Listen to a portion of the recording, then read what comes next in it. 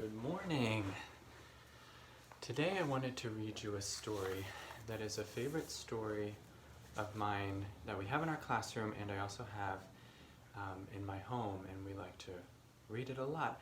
For some reason I think it's a good springtime story. It makes me think of springtime a little bit. But it's also a story that has a wonderful message of being kind, being peaceful, being an observer, and doing good things for others. So it's called Last Stop on Market Street. And this book is written by Michael de la Peña, and it's illustrated by Christian Robinson. Last Stop on Market Street. And here's the title page.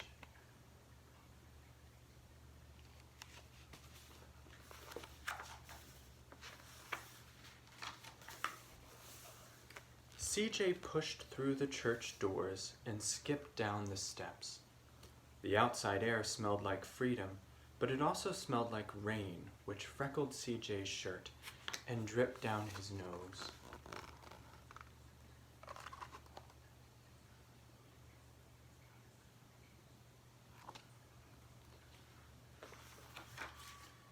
He ducked under his Nana's umbrella, saying, "How come we gotta wait for the bus and all this wet?"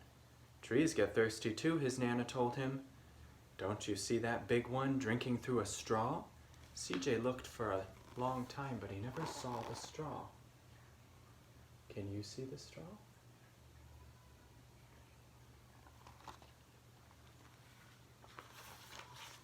From the bus stop, he watched water pool on flower petals. He watched rain patter against the windshield of a nearby car. And his friend Colby climbed in, gave CJ a wave, and drove off with his dad.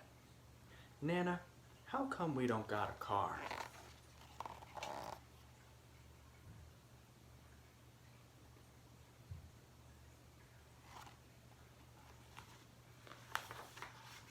"Boy, what do we need a car for? We got a bus that breathes fire, and old Mr. Dennis who's always got a trick for you." The bus creaked to a stop in front of them. It sighed and it sagged, and the doors swung open. Can you notice where the dragon is breathing fire?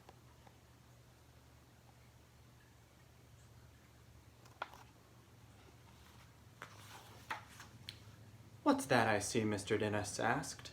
He pulled a coin from behind CJ's ear, and he placed it in his palm. Nana laughed her deep laugh and pushed CJ along. They sat right up front. The man across the way was tuning a guitar, and an old woman with curlers had butterflies in a jar. Nana gave everyone a great big smile and a good afternoon. She made sure CJ did the same. It's important to say good morning to everyone.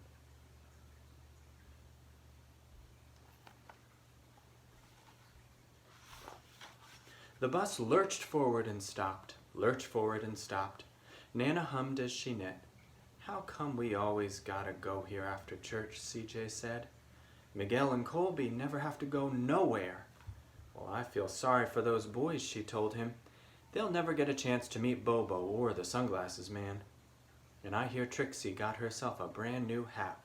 CJ stared out the window, feeling sorry for himself. He watched cars zip by on either side, and he watched a group of boys hop curbs on bikes.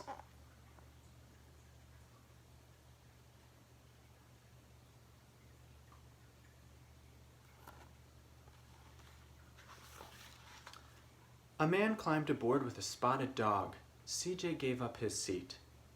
"How come that man can't see?" "Boy, what do you know about seeing?" Nana told him.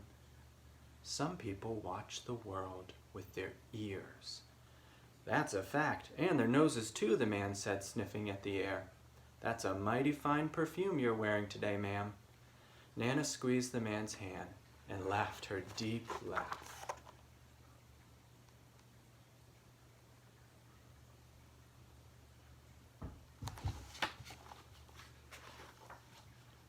Two older boys got on next. CJ watched as they moved on by and stood in the back. "Sure wish I had one of those," he said. Nana set down her knitting. What for? You got the real live thing sitting right across from you. Why don't you ask the man if he'll play a song for us? CJ didn't have to. The guitar player was ready and already plucking the strings and beginning to sing. To feel the magic of music, the blind man said, I like to close my eyes. Nana closed hers too. And so did CJ, and so did the spotted dog. After looking at this picture, maybe you can close your eyes too and imagine that music.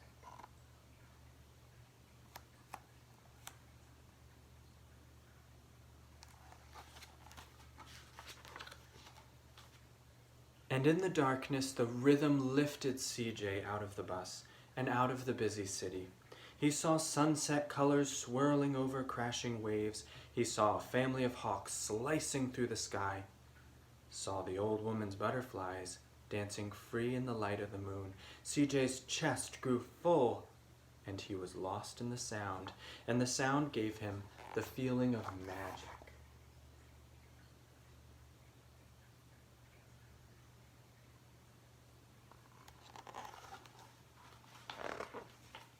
The song ended and CJ opened his eyes.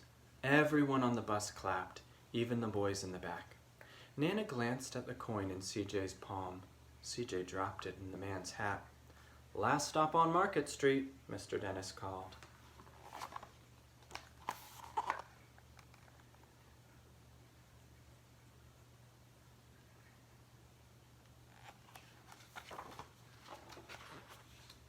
CJ looked around as he stepped off the bus. Crumbling sidewalks and broken down doors, graffiti-tagged windows and boarded-up stores. He reached for his Nana's hand. How come it's always so dirty over here?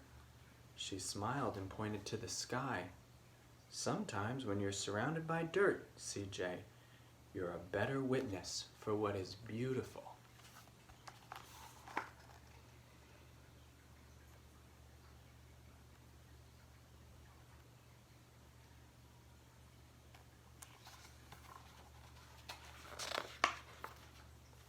CJ saw a perfect rainbow arching over their soup kitchen.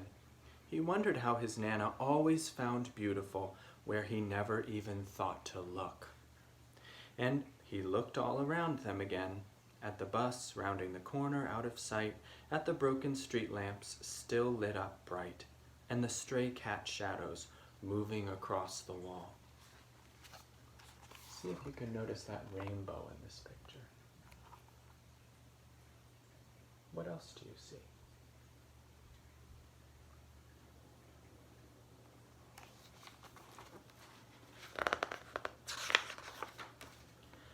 When he spotted their familiar faces in the window, he said, I'm glad we came.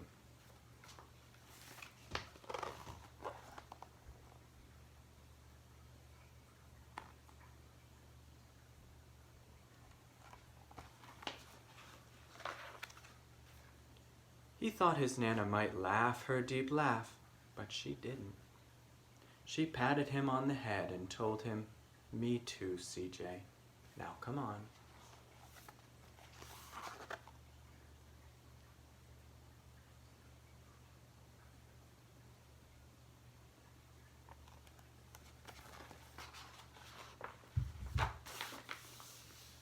And that is the end of our story. And there's CJ and her Nana maybe waiting at the bus stop to go home.